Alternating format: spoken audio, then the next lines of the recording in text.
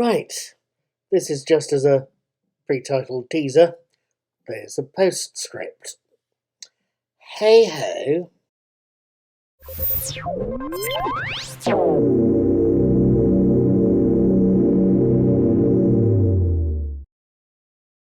Right then, good morning, good evening, good afternoon, whatever it is, wherever you, yes you, happen to be. My name is Paul, I'm also called Knack. I'm the brains behind what I call the Daily Teaser. It's a set of daily brain teaser quizzes. You're welcome to look into today's and have a try. There's no money to be won, I'm afraid. I wish I could afford to give you a huge, great cash prize. It's just there for fun. At any rate, I also talk about movies I've seen and about TV shows I've watched. I'm a bit of a fan of Doctor Who, so occasionally I'll quite happily burble on about that as and when I see an episode. Over the past few weeks, I've been watching the classic Doctor Who reanimated or reconstructed series that is The Evil of the Daleks. I wanted to tell you about it and maybe talk briefly about the box set it came on. I've watched episode 7, the last one, so that's what I'm going to focus on right here and now. Episode 7 picks up from last week's episode 6, with the Emperor Dalek ordering the Doctor, Patrick Troughton, into spreading the Dalek factor across the entire planet Earth. In other parts of the Dalek city, we can see the Daleks building or experimenting with a machine that can turn base metal, iron in this case, into gold. A machine that when one Dalek is ordered to stop working on, asks why.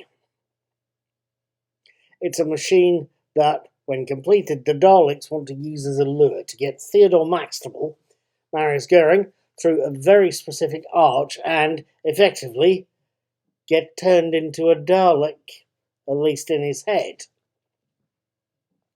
Back in Emperor's chamber, the Emperor is informed of the questioning done by a seemingly rogue Dalek, and immediately guessing it's one of the test Daleks infected by the Doctor with the human factor, and he gives orders for their destruction.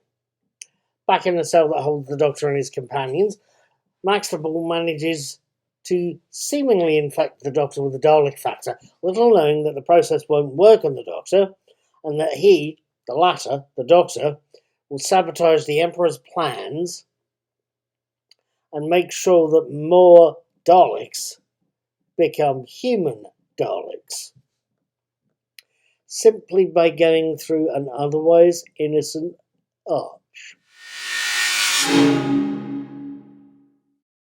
Now, what did I think of episode 7 and of The Evil of the Daleks as a whole, as a whole chain of episodes, as a single story? Are they good? Is it bad? Indifferent? Is it ready to slap the viewer in the face with a raw salmon in order to get him to wake up? I'll have the cocoa, thank you, and rule out the fish. And let's look at episode 7 per se. Yes, this is a fitting climax, I think, to The Evil of the Daleks. Granted, the episode didn't explain where Toby, the Windsor Davies character in episode 2 and 3, comes from, and it didn't tell us if Ruth Maxtable, Theodore Maxtable's daughter, played by Bridget Forsyth, or Arthur Terrell survived the destruction of Maxtable Manor. Nor does it fill in much of Arthur Terrell's backstory, beyond a few words from Maxtable himself that the device that let him control Terrell is erratic. We learn little in this episode.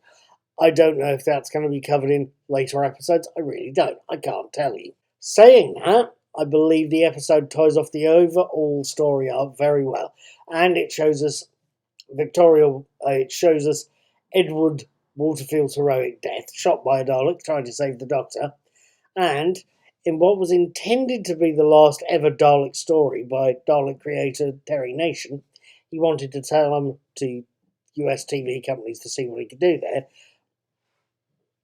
In what was supposed to be the last Doctor Who story to feature the Daleks, it shows us the Dalek Civil War in all of its gruesome, slimy detail. It is one hell of an episode, and one hell of a climax to a very good series. Now, the series as a whole, there are those who will argue, there's those that will argue that The Evil of the Daleks is potentially one of the Doctor Who classic series' best stories. Now, I grew up on the later John Pertwee and earlier Tom Baker stories, and if somebody asks me what classic Doctor Who stories to watch, I would frankly sit down and tell them, and indeed have told them, to sit down with Genesis of the Daleks and The Talons of Weng-Chiang. Even given the latter's famously contentious plot elements, they are both very good stories. I'd possibly, off the top of my cuff, also throw in The Green Death, the John Pertwee story that sees Joe Grant's last appearance. It really is something to catch, even now. But in watching The Evil of the Daleks over the past few weeks, look at me, I've watched a series that gives us a new companion, Victoria, played by Deborah Walling. It shows us the Daleks at their nastiest, quite literally pushing people around. There's been a couple of episodes where they've been physically violent with characters.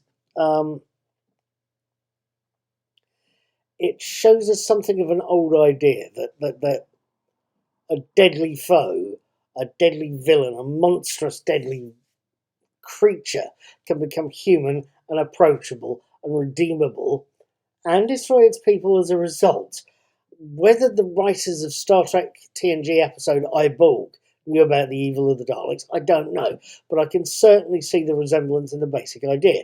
Hugh, the Borg in I Borg, and the three Daleks, Alpha, Beta, and Omega, become more human and leave destruction in their wake, intentionally or otherwise.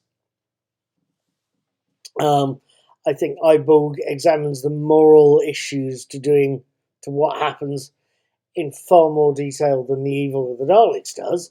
Doctor Who can be a little black and white at times, but it's that same basic trope, and it makes for very good watching, I think. About my only complaint isn't to do with the actual series itself, more with the packaging, or at least the extra features. I've actually got The Power of the Daleks, Pat Troughton's first Doctor Who story, and his first story against the Daleks, and the first Dalek story as part of a pair, almost. I've never actually reviewed it for this YouTube channel or for my blog, but I do have copies, and it strikes me that it's got more extras to it, more documentaries, more interviews, rare bits of surviving footage. That could well be where I built up a lot of the things in the course of picking up 2 or 3 versions, but it strikes me it's still got more extras. The one feature I have missed on The Evil of the Daleks, the BBC's been releasing Blu-ray box sets of each season of later seasons of Doctor Who under the Doctor Who The Collection banner. Go look it up sometimes. The great little series they do year by year on each Doctor's sort of first and second and third and fourth series. And they've got a lot of quite good extras with them, including an absolutely class one called Behind the Sofa. They get a set of actors from old and new Doctor Who series. They sit them down in front of each story in the season and film them talking about each story as they watch it. The season 17 ones. The season 17 starts with Destiny of the Daleks and finishes with Sharda.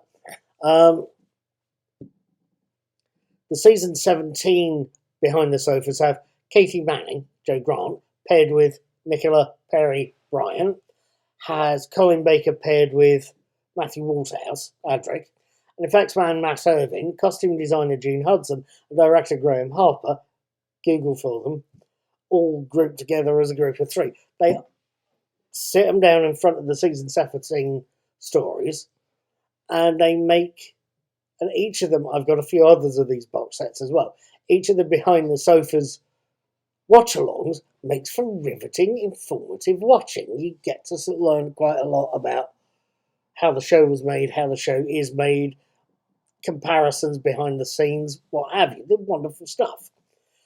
That is my only complaint about the Evil of the Daleks box set. It didn't have a behind the sofa, and I personally feel that could have been, quite frankly, I'll be honest, I think it's worth an extra tenner right there and then. It's a fascinating to see them in context of bunch of the Doctor Who cast talking about the series they've made and how their time compares with the one they're watching. It's fantastic stuff, and I think having that in the box set could well have been quite a valuable thing to see. We could see the more recent actors commenting on what's going on in front of them. I think they would have been surprised by the Dalek violence, to be honest with you, but that's just me. At any rate, that is the only complaint I can throw at a fantastic box set, and it's a fantastic. It's the only complaint I have about an otherwise fantastic and beautiful and very watchable series. I'm a fan. Genesis of the Daleks, Talons of Weng-Chiang, Inferno, The Green Death are all fantastic Doctor Who stories. So is The Evil of the Daleks, and I'd urge anyone, fan or otherwise, to go and watch it. I've given it 4 stars on my rating. I'm going to come back soon when I get a chance with Galaxy 4. I'll see you next time I catch a movie and next time I make a teaser. Have fun, stay safe, don't fall off the bus.